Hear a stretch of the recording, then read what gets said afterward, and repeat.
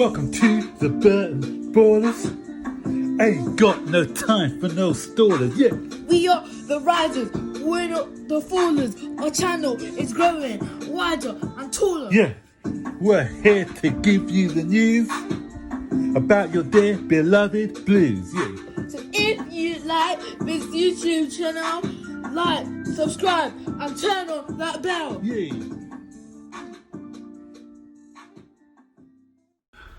Hi guys, and welcome to another edition of Burton Ballers. Burton Ballers, yeah. So we're just going to do a quick good, bad, indifferent of our nervy 3-2 win. I just started to rain a video. We got our Sunshine Jamaica on and it's raining. Awful. Right. Probably because we're in the car. When we're outside. Yeah, hopefully, yeah, we'll have to stay in the car until it stops raining. Downpour. Just when the cricket's on as well. But anyway, we're not here to talk about cricket, we're here to talk about football. But before we talk about the good, bad and indifference, you know what to do, guys. Like this video, please, and please subscribe to the channel. Turn on all post notifications whenever I make a video. Share this video. If you want people to know. Comment down below. Oh, you're a poet, you didn't know it. Right, anyway, let's get into but I certainly do show it. Yeah, so before we get in, actually, what we forgot to mention yesterday is since we've won the sponsor free, we've just been... everything's been freeze. Like, we lost, unfortunately, 3-2 to West Ham, but then we beat Watford 3-0. And then yesterday... so we beat Crystal Palace 3-2. 3-2. So 3 times in a row, we've got the free. So at least no game's going to be... That's it.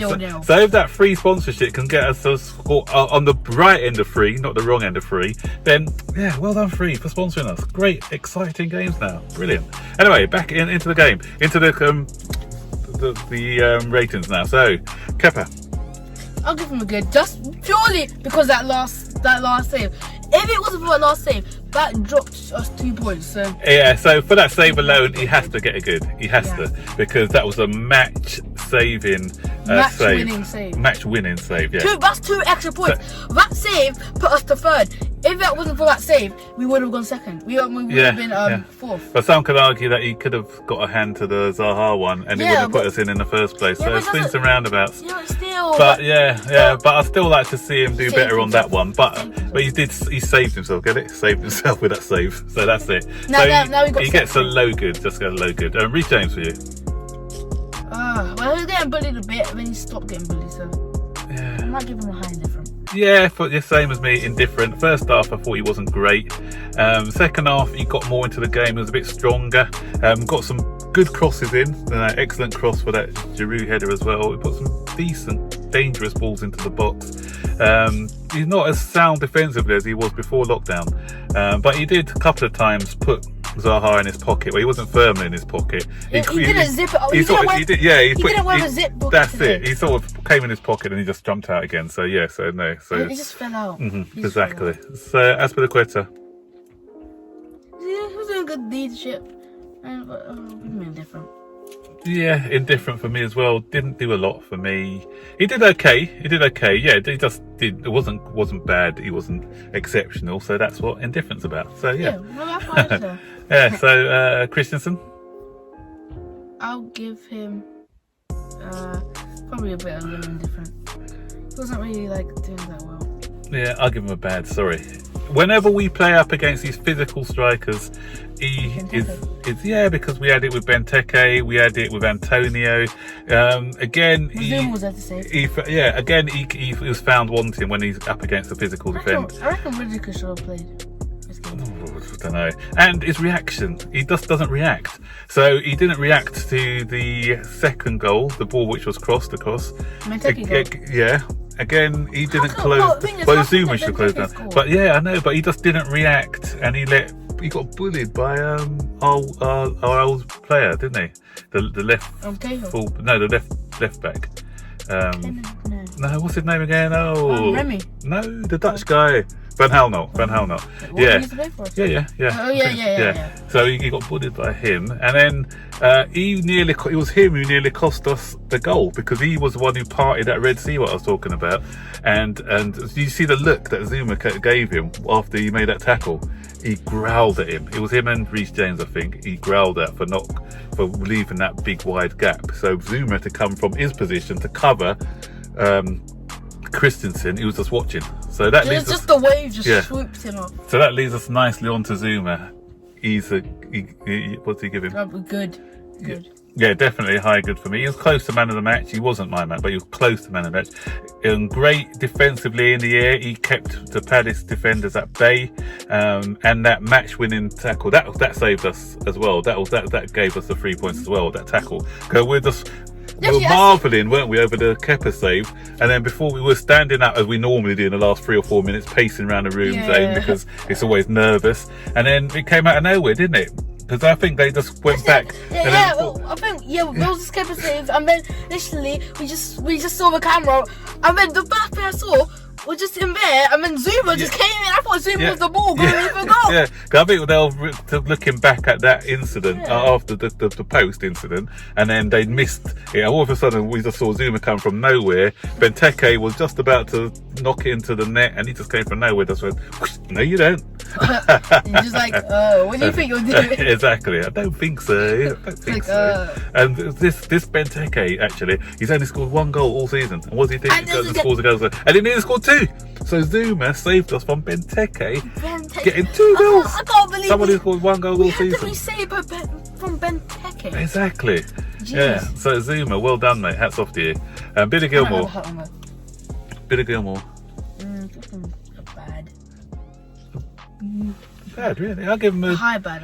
No, I'll give him a high indifferent. He did some things well, you know, but he was part of a midfield, wasn't he? No, he was a bit. He was. And he was kind of at fault for Zaha goal. He could have closed down. Yeah, him and Zouma. Is that Zouma? He should have closed down as well. They kind of backed off Zaha and gave him space. Remember, I was shouting. I was saying, "Close it down!" And then what happened? I knew that was going to happen. Moretti didn't close that. Yeah. And so, but he did some things well. I thought his passing was pretty neat and tidy. I thought he improved on it, but he wasn't. We don't have that control with the midfield 3 that we had. So because of that, he just gets an indifferent for me. Ross Barkley. Definitely indifferent. Yeah, he's a low indifferent. So Ross Barkley, everyone was sort of waxing lyrical over him over his last few performances, but you need to be consistent. In this game, he didn't really show for us. He kept giving the ball away quite a lot, not holding on to the ball properly, and he didn't show his physicality because Crystal Palace got quite a physical side. So he was the most physical one out of the 3 that we had in. He's a bigger one, but he didn't really use his physique enough for me in that game, and he was sort of on the periphery of things. Mason Mount. Just normally indifferent. Yeah, again indifferent. I said the old midfield 3 didn't work for me because Palace had sort of controlled that midfield area until a certain guy came on. So, and which we'll talk about soon. But yeah, so he was running around usually in his busy self, but really wasn't really making his mark on the game like he has done in other games in the past. So yeah, an indifferent for me. Pulisic. I'll give him a good as usual. He was just running, just causing havoc for Crystal Palace defence as usual. Yeah, he's a game. He gets a good for me. He's been the form guy. Him and Willian have been the form guys. And we have good wingers. Yeah, so for what he did, he scored that great goal. Good finish at the near post. He also set up Willian, who should have done better with that shot. And he's always trying to commit and run at people. Sometimes he maybe tackle, but at least he commits players. He commits defenders and he pushes them back a bit. So he's always willing and he's always trying. So that's the thing. Like most people would just like run, and then just pass it back because they'll just like try to walk it into the net, like pass and then pass. Yeah. But Pulisic just runs. Yeah, he's always trying to move forward and he's always trying to go forward with the ball. He's not about like slow, exactly, like, making it slowly, gradually through. He's just like zooms past them. Yeah.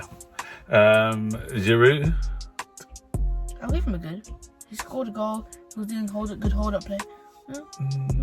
I'll give him a high indifferent. Good finish for the goal. Good hold up play. Don't know what else to say. Yeah, no, good finish for the goal. Nice little finish. But he should have scored with that header. He should have buried that header to make it more comfortable in the second half when he missed it. He was okay. I thought he tired towards the end. That's why they brought on Tammy Abraham. So a high indifferent for him. Willian. I'll give him a good because he's doing what Pulisic does. Yeah, Willian again. He gets my man of the match because Willian he's stepping up, you know. He should have scored. He should have scored twice, actually. So that sort of blotted his copybook. But apart from that, he was really good. And what he did, he carried the game, because when everyone else around was wilting and stuff, he was. And I like the way that he just slows the play down and quickens it up with his running. And he's always a willing runner. Sometimes when he lost the ball, he came back and won it back straight away. And he's showing his experience now, and he's showing how, you know, because I was crying out for him to be the leader in a pack, because we've got a young side, and he's actually showing those leadership skills. He's stepping up and doing things for us. So again, for that, he gets my man of the match. So if this is his swan song, he's ending his Chelsea career on a high, I think. So let's go to the substitutes now. Tammy? I'll give him a good. He scored a goal. He was trying to create more chances, trying to score more goals. Yeah. He has to do as a striker. For the goal, he gets a good. He sort of settled nerves, because Palace were in the ascendancy at the time, but he settled nerves to score that goal. And he could have scored another one though, where he sort of mishit it. A bit, but he made himself busy, and he stretched the Palace defence a bit, so he gets a low good for me. Loftus-Cheek? I might give him high indifferent. No, actually a low good. He was doing good. It was good passing, good everything. Yeah, I'll give him a low good as well, because I thought when he came on, he got a little bit of control, not as much as the other guy I'm going to talk about in a minute, but then it was him who set up that goal. So with that little run and dink pass, still a little bit of rustiness in his game, but you can see the talent he's got, and then he can make some influences just with the passes and some of his attacking and thrust to the game. Jorginho, definitely good. Yeah.